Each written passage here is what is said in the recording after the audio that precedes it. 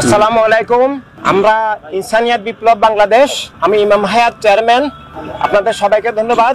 সংবিধান সংস্কার কমিশন আমাদের কাছে সংবিধান সংস্কারের জন্য প্রস্তাব চেয়ে পাঠিয়েছিলেন।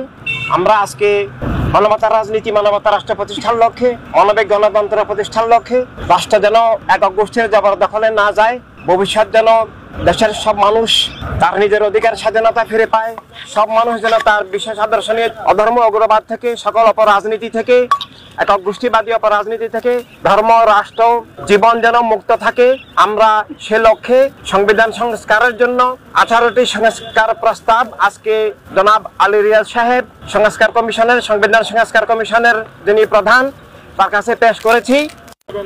আমরা যে বিষয়টা মৌলিকভাবে দিয়েছি সেটা হচ্ছে যে রাষ্ট্রের মালিক সব মানুষ, জনগণ সবাই। রাষ্ট্র এক ধর্মের, এক জাতির, এক গোষ্ঠীর, এক দলের নয়, সেই বিষয়টা নিশ্চিত করতে হবে। এবং এর সাথে সাথে আমরা যে বিষয়টার উপরে